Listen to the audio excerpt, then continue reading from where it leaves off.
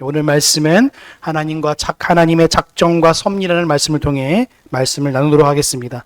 우리 지난주는 내가 진실로 속히 오리라는 말씀을 통해서 모든 만물들이 예수 그리스도의 제 이름으로 완성되고 이 삼위 하나님으로부터 생명수 강물이 흘러나와서 그 생명나무를 질비하고 하나님의 생명의 말씀이 완전한 진리임을 확인했습니다. 그래서 예수 그리스도의 재림은 반드시 실현될 것이고 우리 언제나 우리의 신앙은 마라나타 주 예수여 어서 오시옵소서라는 이 종말론적 신앙의 태도를 가지고 예수 그리스도의 오심을 전하며 끝까지 인내하고 소망하며 살아가라고 함께 말씀을 나눴습니다. 자, 오늘은 왜 작정과 섭리인가라는 말씀을 함께 확인하고자 합니다. 우리가 계속 오후 예배 때 살펴보고 있죠. 하나님의 작정이 무엇이고 하나님의 섭리가 무엇인지를 살펴보는데 그것이 잘 드러나는 말씀이 오늘 열왕기상 1장에 있는 말씀입니다. 여러분, 열왕기상 1장을 잘 살펴보시면요, 정치 드라마입니다. 드라마. 그냥 겉으로 표면적인 모습을 보면요, 그 왕권, 다윗의 왕권이 이제 서서히 무너지기 시작하니까 이제 다윗의 넷째 아들 아도니아가 일어나가지고 내가 스스로 왕이라고 칭하면서 반란을 시도하고 그 반란자들이 모여서 축제를 벌이고 그 반란에 맞서서 그 나단 선지자가 밧세바가 나와서 다시 그 반란에 맞서는 장면이 나와요. 근데 그냥 정치 드라마처럼 보입니다. 그런데 잘 보시면 하나님의 치밀한 작정과 섭리 가운데에 이것들이 이루어짐을 볼 수 있는 것입니다. 하나님의 작정이 아니고서는 하나님의 섭리가 아니고서는 절대 이런 일이 벌어질 수도 없고 벌어서는 안 되는 것입니다. 하나님의 섭리가 얼마나 신묘막측하게 벌어지는지를 우리 말씀을 통해 살펴보고자 합니다. 우리가 첫 번째 단락인데 우리가 1절부터 4절에 보시면 읽지 않겠습니다.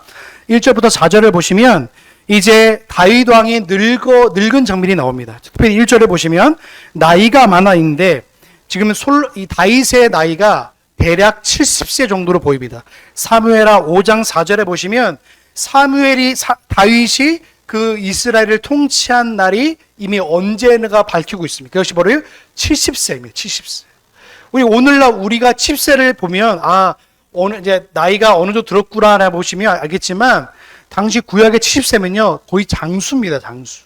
그런데 이제 기력이 쇠하니까 이제 아무리 그가 예전에 젊었을 때는 위엄이 있고 다윗 왕처럼 정말로 위세가 강한 왕처럼 보이지만 이제 나이가 들었음을 보여주고 있는 거예요. 여러분, 하나님의 언약은요 나이가 들음에도 상관없는 줄로 믿습니다. 하나님의 언약은 영원한 줄로 믿습니다. 사람은 흥망성쇠를 겪고 나이가 들어감을 통해서 그가 노쇠하지만 하나님의 언약은 영원함을 발견할 수 있는 거예요. 근데 하나님의 언약이 어떻게 발동되냐? 근데 사람은 끝까지 다윗을 지키려고 하고 다윗의 오래 삶을 발견하지만 다윗도 언젠가 인간이기 때문에 노쇠할 수밖에 없는 거예요. 그래서 2절에 보시면 신복들이 그 여종 하나를 세웁니다. 어린 여자를 세워가지고 다윗의 몸이 식어져 가니까 조금이라도 다윗의 몸을 좀 따뜻하게 해서 그래도 좀 더 오래 살도록 하게 안 하는 거예요. 근데 인간은 인간적인 마음입니다.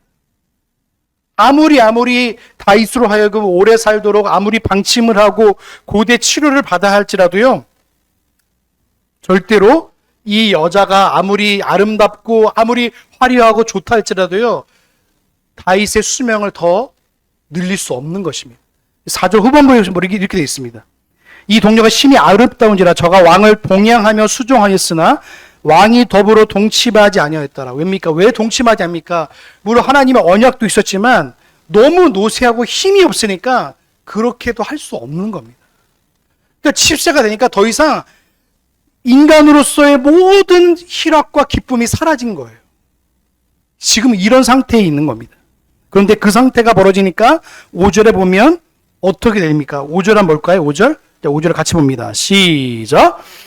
기스의 아들 아도니아가 스스로 높여 이르기를 내가 왕이 되어야 하고 자기 위하여 병거와 비병과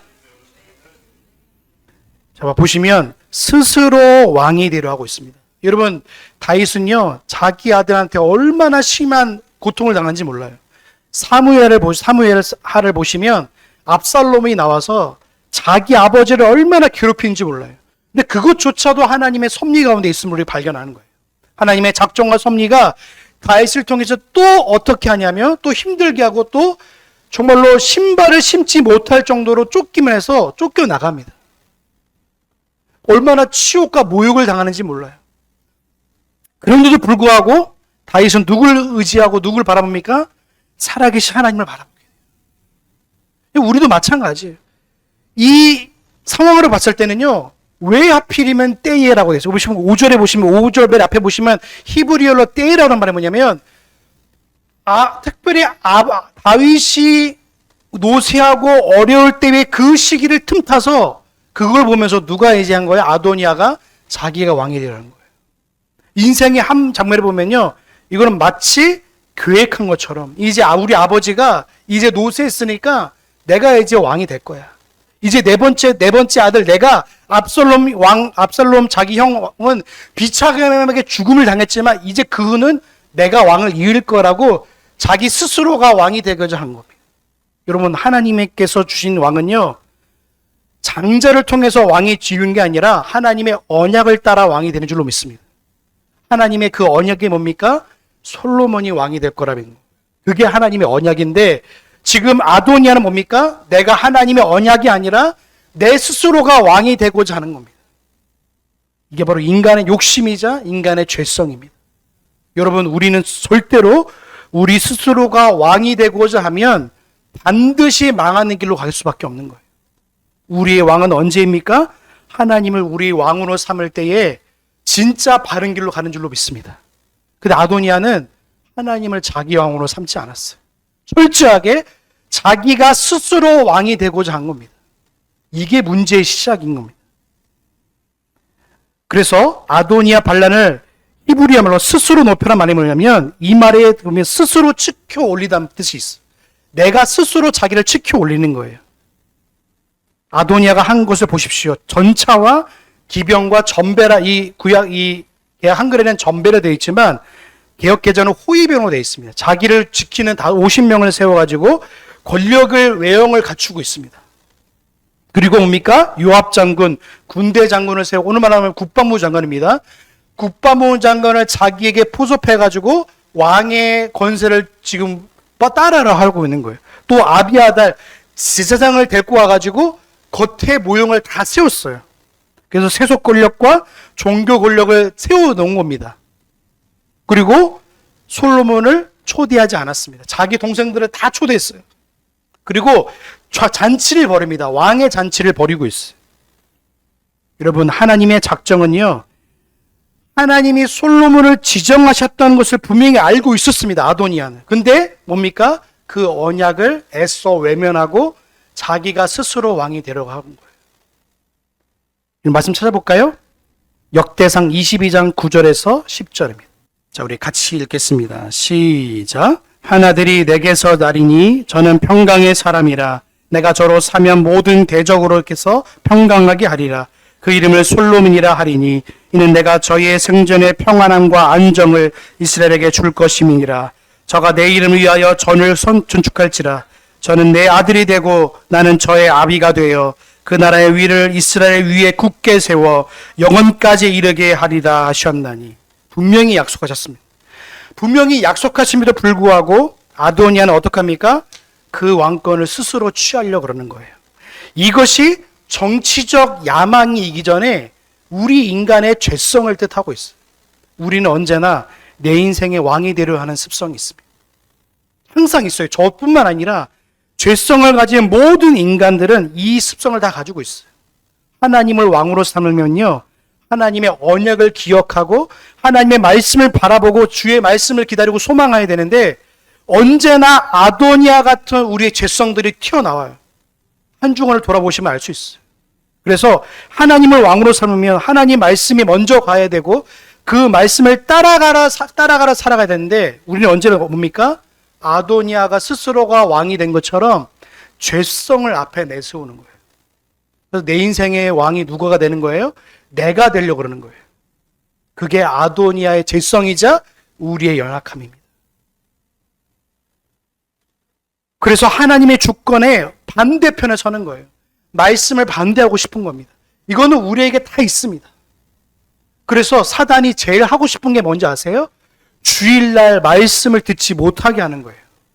왜요? 은혜의 방편은 말씀을 통해 오기 때문에 그 방편을 막으려는 겁니다. 그래서 주일날요, 평상시보다 어려우고 쉽지 않은 게 뭐냐면 그 말씀을 듣지 못하게 하려는 거예요. 은혜의 방편으로 하나님 말씀을 듣게 하여서 언약을 기억하게 하고 내 인생의 왕이신 삼위 하나님을 따라가려고 그 말씀을 들어야 되는데 이걸 원천적으로 봉쇄하고 싶은 거예요. 그래서 자꾸만 뭡니까? 주일날 무슨 일이 생기게 만들고 주일날 어떤 일이 만들어서 하나님 말씀을 듣지 못하게 하려는 거예요. 그런데 뭡니까? 우리의 죄성을 자꾸 아도니아 왕에 대입해가지고 하나님의 왕이 안 되려고 하는 우리의 죄성들이 끊임없이 올라오는 거예요. 그래서 인생의 방향부터 우리의 인생의 목적부터 모든 방향들이 다 내가 왕이 되어서 결정하고 내가 뜻대로 행하고 내 마음대로 하고 싶은 겁니다. 그런데 진짜 하나님을 왕으로 삼는 사람들은요, 하나님 말씀을 따라가는 자를 좀 믿습니다. 그래서 그 말씀이 우리에게 무슨 교훈과 말씀하는지를 바라보지 못하면 하나님의 작정도 하나님의 섭리도 믿지 못하고 당장 내가 왕이 되어서 그 인생들을 꾸려나가라는 거예요.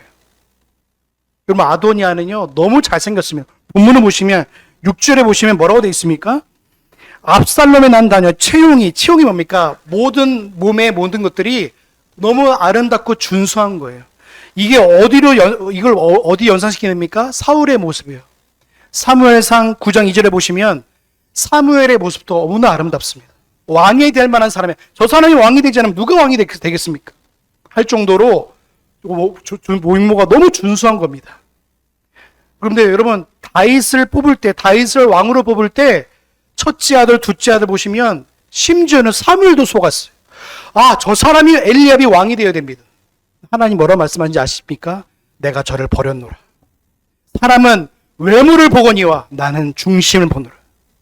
하나님은 중심을 보고 하나님을 사모한 자를 보는 것이 외모를 보지 않는. 근데 인간들은요, 외모를 보고 겉의 모습을 보는 거예요. 그러니까 어떻게 됩니까? 속는 겁니다. 사람은요, 외모를 보면 망하는 거예요. 근데 아도니아는 그 외모가 왕처럼 준수하고 위대한 것처럼 보이는 거예요. 그런데 하나님은요, 하나님의 나라는 외모와 자기 가시를 왕권의 정당한 근거로 두지 않으세요. 언제는 뭡니까? 인간의 기준으로 왕권을 주장하는 것은요, 공허함을 드러낼 뿐이에요. 오직 하나님의 언약을 기억하고 말씀을 기억하며 하나님의 뜻을 바라볼 수밖에 없는 거예요. 근데 아도니아는 하나님의 뜻을 알았음에도 불구하고 자기 길을 왕으로 삼으려고 그러는 거예요. 이게 바로 우리의 죄성이자 우리의 연약함인 줄로 믿습니다. 여러분을 왕으로 삼지 마시고 영원한 우리의 왕 대신 삼위 하나님을 왕으로 삼고 사는 저와 여러분 되시길 주의 이름으로 소망합니다. 그게 진짜 우리 삶의 시작이자 진짜 우리가 하나님 백성으로 살아가는 삶의 시작인 거예요. 트리트는 이렇게 말합니다. 하나님의 작정에 대해서 하나님의 작정은 조건부가 아니라 미래의 사물들에 대한 필연성을 부여한다고 말합니다. 아도니아의 반란은 뭡니까? 하나님의 불변한 작정 가운데에 하나님의 허락하심에 일어나는 사건이에요. 허락하지 아니하면 이 사건도 일어나지 않는 것입니다. 그래서 일부 신학자들이 이거를 허용적 작정이라 말합니다. 그래서 죄를 하나님이 사용하신다 말하지만 하나님이 죄를 허용하는 분이 아니라 이거는 다른 말로 말하면 오후예배 때도 잠깐 말씀드리겠지만 따라볼까요? 주권적 허락, 이겁니다. 주권적 허락입니다. 하나님이 죄를 사용하실 때에 주권적 허락이란 방편으로 그 죄를 사용하시는 것이지 하나님이 죄를 허용하는 방편으로 죄를 사용하시는 게 아니에요. 근데 현대 신학자들은 허용적 작정이라는 것을 통해서 죄를 마치 하나님이 허용하셔서 그 죄를 하나님이 허락하셨다는 거 같은데 그게 아닙니다. 하나님은 죄를 그냥 주권적인 하나님의 섭리 안에 작정 아래 그거를 허락하신 거예요. 그래서 아도니아가 반란을 일으키고 스스로 왕이 되라는 것조차도 하나님께서 하나님의 영원한 작정 가운데 그걸 사용하신 것뿐인 거예요. 이걸 다른 말로 말하면 악한 것을 하나님이 하나님의 영원한 선하심을 통해 사용하시게 된 거예요. 이걸 통해서 누가 드러나게 하신 거예요? 솔로몬이 드러나게 하신 거예요. 하나님의 언약이 드러나게 하신 거예요. 이게 하나님의 은혜가 이 하나님의 죄인의 이 악한 것을 통해서 하나님의 선하심을 드러내는 거예요. 칼빈이 이렇게 말합니다. 악한 것은 인간에게, 선한 것은 하나님께. 우리가 가장 선한 것은 하나님께 돌려드리고 악한 것은 인간에게 돌려드린 것이 작정을 이해하는 것에 가장 우리가 이해하는 것에 가장 편한 것이. 그래서 인간의 책임과 작정이요 결코 양립하지 않는 거예요. 어떻게 합니까? 하나님의 작정을 통해서 인간의 책임이 드러날 수밖에 없는 거예요. 자, 11절부터 27절에 보시면 뭐가 나옵니까? 이제 제사장 사독을 들어서 이제 자기가 반란을 꾸미는데 이제 누가 드러납니까? 하나님의 섭리의 방편으로 나단과 밧세바가 등장합니다. 그래서 11절에 보시면 이렇게 되어 있습니다. 11절 볼까요? 같이 봅니다. 시작. 나단이 솔로몬 고하여 가로되 학기야스를 아도니아 왕이 됨을 듣지 못하나이까. 우리 주와 다윗은 하나님이 나단을 통해서 다윗에게 그 소식을 듣게 하시는 거예요. 그러니까 하나님께서 이 모든 작정을 통해서 아도니아의 죄성을 통해 자기가 스스로 왕이 되게 하셔서 그걸 통해서 하나님 뭘 드러내게 하시냐면 이제 하나님이 다윗을 통해 나단 선지자를 통해서 하나님의 언약을 다시 기억하게 하시는 거예요. 노쇠하여서 인간은 노쇠하면요 자꾸 뭘 잃어버리냐면 자꾸 잃어버려요. 하나님의 언약도 잃어버리고 하나님 나와 함께 하시면 잃어버려요. 근데 이제 하나님의 언약을 기억하니까 다윗이 어떤 고백을 합니까? 나의 생명을 지금까지 인도하신 하나님을 기억하기 시작한 거예요. 또 봅니까? 12절과 13절 보시면 밧세바를 먼저 왕에게 드러내보여서 하나님께서 다윗의 맹세를 상기하게 말씀하세요. 그리고 22절부터 27절 보시면 뒤이어 밧세바의 증언을 통하여서 하나님께서 그 증언을 확증하게 하십니다. 그래서 이걸 통해서 하나님 뭡니까? 선지자의 직분의 언약적 책임을 드러나게 하신 거예요.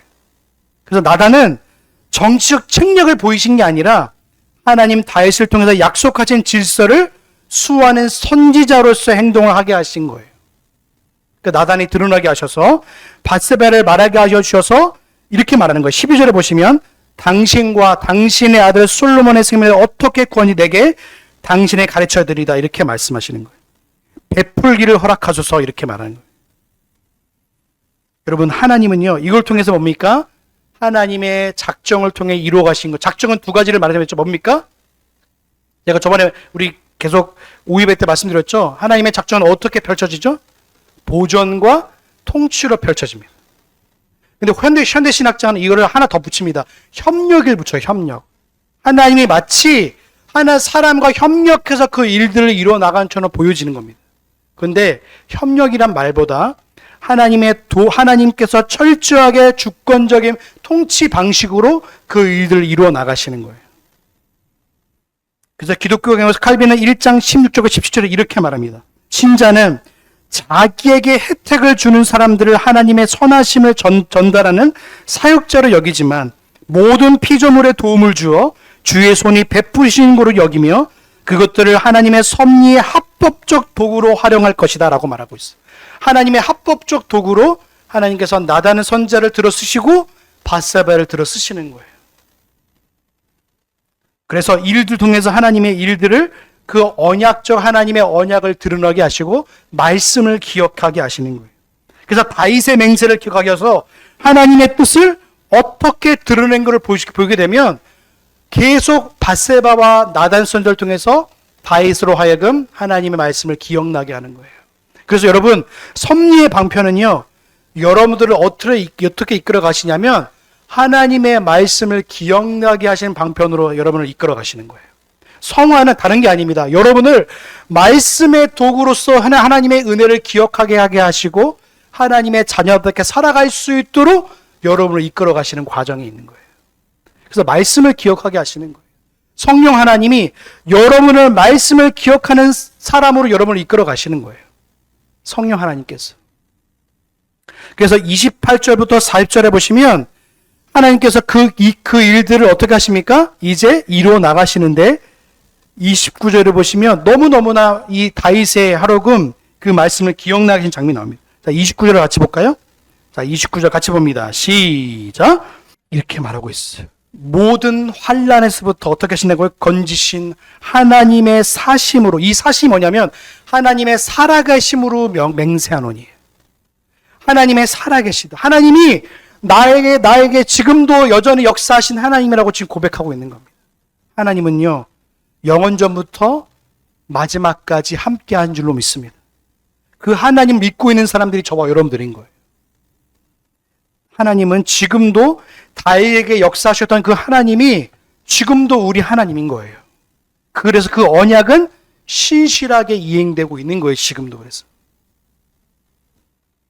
그래서 언약적 근거를 어떻게 합니까? 나의 모든 환난에서 건지신 여호와의 사심으로. 과거에 신실했던 하나님이 지금도 신실하게 행하신 하나님을 고백하고 있는 거예요. 그래서 30절에 보시면 솔로몬이 나를 대신해서 왕이 되고 내 왕위에 앉으리라 이렇게 말하고 있어요. 그래서 칼빈이 이렇게 말합니다. 다윗의 맹세에서 하나님의 언약을 기억하게 만드는 거예요. 하나님은 과거의 신실하심이 현재 행동의 근거가 되고 그 근거 위에서 미래에 대한 약속이 선포되어지는 거예요. 이것이 뭡니까? 하나님의 언약입니다. 하나님의 언약은 언제나 누구에게 신실하게 행해지는 겁니까? 따라해볼까요? 하나님의 택한 백성들. 택한 백성들로 하여금 그 언약들이 이루어져 나가는 거예요. 반대로 하나님의 언약에 제외된 사람들은 하나님의 심판의 도구로서 그 언약을 이행하게 되는 겁니다. 그래서 의인에겐, 하나님의 택한 백성들에게는 아버지로서 그 신실한 언약들이 이행되어지는 것이고, 유기자들은, 택하지 않는 자들은 하나님께서 심판자로 그 일들을 이루어 나가시는 거예요.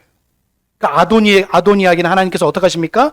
심판자로서 그 일들을 이루어 나가시는 것이고, 하나님의 다윗 언약을 통해 이루어 나가시는 하나님의 뭡니까? 영원한 아버지로서 그 일들을 이루어 나가시는 거예요. 그래서 특별히 우리에게 아버지로서 그 일들은 뭡니까? 넌 내 자녀고 나는 내 하나님이 될 것이다. 이것이 신명기에 나오는 하나님의 신실한 언약이자 교회를 향한 언약이자 백성들을 향한 하나님의 신실한 언약인 거예요. 그래서 웨스트민스터 신앙고백서가 뭐라고 말하고 있냐면 이렇게 말합니다. 자, 찾아볼까요? 자, 3장 1절에 이렇게 말하고 있습니다. 웨스트민스터 신앙고백서를 가지고 다니면 좋은데, 자, 3장 1절에 이렇게 말합니다. 같이 한번 읽어볼까요? 같이 한번 읽어보게. 3장 1절 35페이지입니다. 같이 보겠습니다. 시작. 하나님께서는 영원부터 자기 뜻에 가장 지혜롭고 거룩한 결정으로 일어날 모든 일들을 자유롭고 그리고 변할 수 없게 작정하셨다. 그러나 그것 때문에 하나님은 죄의 조성자가 아니시며 피조물의 의지에 폭력을 가하지도 아니시고 또한 제2의 원인들의 자유나 우연성을 제거하지 않고 오히려 그 일들을 이루어 나가신 거. 그래서 하나님의 작정은 작은 일에서부터 큰 것까지 그 일들을 이루어 나가시는 거예요. 그래서 오늘 보시면 이온샘에서 기름을 부었는데 세 가지 직분이 나옵니다. 뭐죠? 사독의 제사장 직분, 나단의 선지자 직분, 그리고 분야야 왕적인 군사자의 직분을 해서 삼직이 드러납니다. 그래서 이걸 뭘 뜻하냐면 예수 그리스도의 그림자, 예수 그리스도의 그 위대하신 그림자가 여기 또 드러나게 되는 거예요. 솔로몬은 신약에 나타나는 보여지는 예수 그리스도에 대한 예표입니다.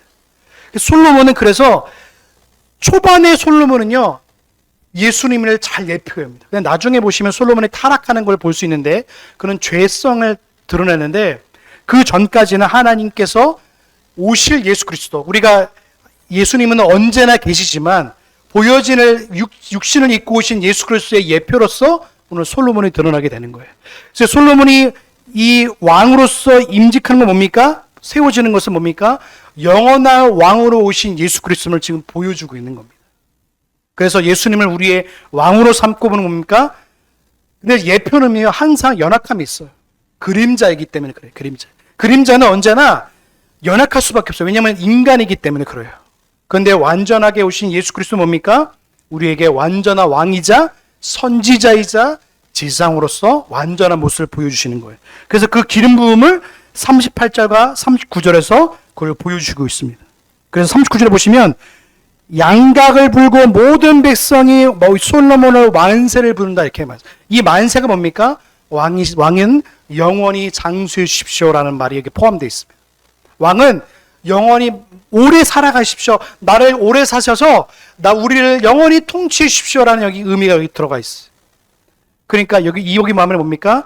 우리의 영원한 왕 되신 예수 그리스도가 우리의 영원한 통치자가 됨을 이 말씀을 통해 확인할 수 있는 겁니다. 그래서 구약과 신약을 같이 볼 때 구약을 볼 때마다 우리는 뭘 기억해야 되냐면 예수 그리스도를 기억해야 되고 삼위 하나님의 영원하신 뜻을 기억해야 될 수밖에 없는 거예요. 그래서 백성들은 왜 환호합니까? 왕이 이제 새롭게 세워짐을 통해서 환호하기 시작하는 거예요. 근데 아도니아는 그 모습을 볼 때 어떻게 합니까? 두렵고 떨리는 겁니다. 왜요? 자기 스스로가 왕을 세웠지 하나님이 세우지 않았기 때문에 그래요. 이건 41절과 53절에 보시면 뭡니까? 하나님의 자비와 섭리의 완성이 되어졌는데 아도니아가 비참한 꼴을 당합니다. 50절을 볼까요? 50절. 자, 50절 같이 봅시다. 50절 우리 같이 봅니다. 시작. 아도니아가 솔로몬을 두려워하여 일어나서 왜 두려워하죠? 이제 새로운 왕이 되면 자기 스스로 왕이 된 자는요 죽음을 맞이할 수밖에 없어요. 그렇죠? 만약에 왕이 자기 권력에 있어서 그것을 쿠데타를 일으켜가지고 내가 왕이 못 되면 초청 대상 1호입니다. 1호. 근데 제단불을 잡으면요 용서를 받을 수 있었어요. 말씀 찾아볼까요? 출애굽기 21장 12절과 14절입니다. 자, 우리 같이 보겠습니다. 시작.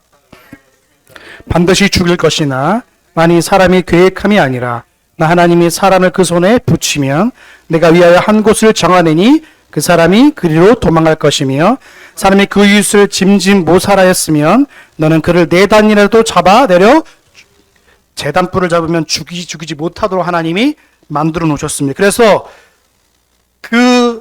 너무 급한 나머지 제단불을 잡았습니다. 얼마나 급했으면 인간적 감정으로 얼마나 급했으면 제단불을 붙잡고 자기 살려달라는 거예요.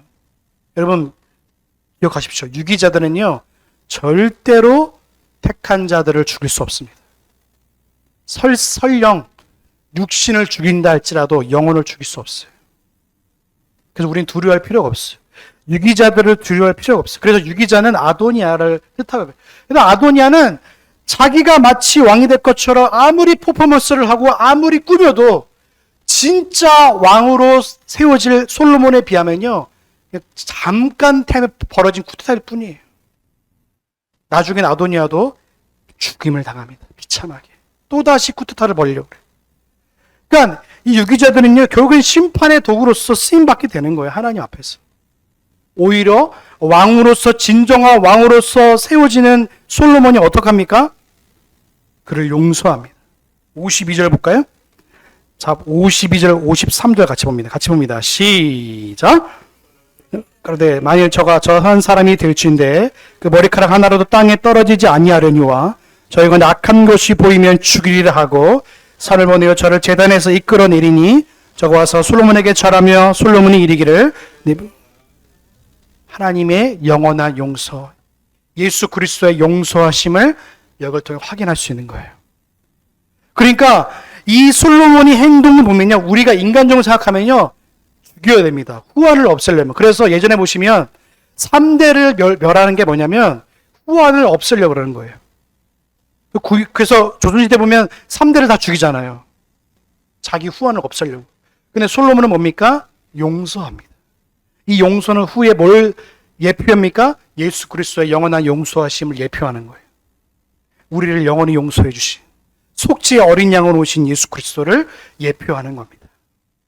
그러니까 이런 모습들을 보면 뭡니까? 영원한 자비와 공의가 펼쳐지는 걸 통해서 예수님이 이러한 왕으로 우리에게 오셨다는 것을 확인할 수 있는 거예요. 그래서 우리가 솔로몬보다 더 크신 참 왕이 되신 예수 그리스도를 바라보게 되는 거예요. 여러분 우리의 영원한 왕이신 예수님을 바라보시길 주의 이름으로 소망합니다. 말씀을 정리하겠습니다. 작정은요 변하지 않고 영원한 줄로 믿습니다. 그래서 그 작정이 하나님의 작정은요 영원 가운데 이루어지기 때문에 그 그 작정을 인간의 힘으로 절대 막거나 돌이킬 수 없는 겁니다. 또 두 번째로 하나님은 섭리의 도구로서 사람을 사용하십니다. 인간의 책임을 사용하시기도 하고 심지어는 악까지도 하나님이 사용하셔서 하나님의 손으로 그걸 인도해 준 걸 확인할 수 있는 거예요. 그러니까 하나님의 작정과 섭리는요, 연결되어 있기 때문에 하나님의 작정은 하나님의 영원한 뜻이고 그 작정에 펼쳐지는 것이 섭리로 펼쳐지는 거예요. 그러니까 아도니아가 아무리 스스로 왕이 된다 할지라도 결국에는 솔로몬이 왕이 되는 거예요. 그래서 그것이 어디로 펼쳐지는 거예요? 요한계시록에 와서는 악은 반드시 멸망하고 영원한 왕 되신 예수 그리스도는 영원한 왕으로 이 땅 가운데 재림할 것이라는 거예요. 그러니까 우리가 그걸 보면 진짜 왕 대신 우리가 왕을 섬기고 있잖아요. 그렇죠? 우리가 영원한 왕으로 섬길 하나님을 반드시 우리는 의지하고 소망해야 되는 거예요. 세 번째로 예표의 완성으로서 예수 그리스도를 바라보게 되는 겁니다. 그래서 여러분 날마다 예수님을 바라보게 하셔서 솔로몬을 바라보는 게 아니라 영원한 왕으로 오신, 영원한 지성으로 오신, 영원한 손자로 오신 예수 그리스도를 바라보는 저와 여러분의 삶이 되시길 주의 이름으로 소망합니다. 기도하시겠습니다. 사랑하는 가 풍성하신 하나님 감사합니다. 오늘 다윗의 노쇠함과 또 바세바와 나단인과 아도니아의 모습을 살펴보았습니다. 아버지, 아무리 아도니아가 자기가 스스로 왕이 되어서 솔로몬을 대적하고 다윗을 대적한다 할지라도 하나님의 영원한 언약이 살아계시기에 그 언약이 영원하기에 솔로몬이 왕이 됨을 살펴보았습니다. 하나님 날마다 우리의 삶 속에서도 내가 왕이 되려 하는 모습이 없는지를 돌아보게 하시고 우리의 영원한 왕 대신 삼위 하나님을 바라보며 왕 대신 예수 그리스도를 의지하며 살아갈 수 있도록 은혜를 더하여 주시옵소서. 아버지, 그래서 날마다 섭리의 도구로서 날마다 우리가 하나님을 아버지로 모신 자로서 날마다 주님을 드러내게 힘쓰게 하시고 나의 나 된 것은 아도니아가 왕이 된 것처럼 스스로 복종케 하여 주셔서 날마다 우리의 영원한 왕 되신 하나님을 모시고 살아가는 주님의 백성들을 낼 수 있도록 은혜를 더하여 주옵소서. 모든 것 주님께서 인도할 줄로 믿사오며 우리의 구원의 소망 되신 예수님의 이름으로 감사하며 기도하옵나이다.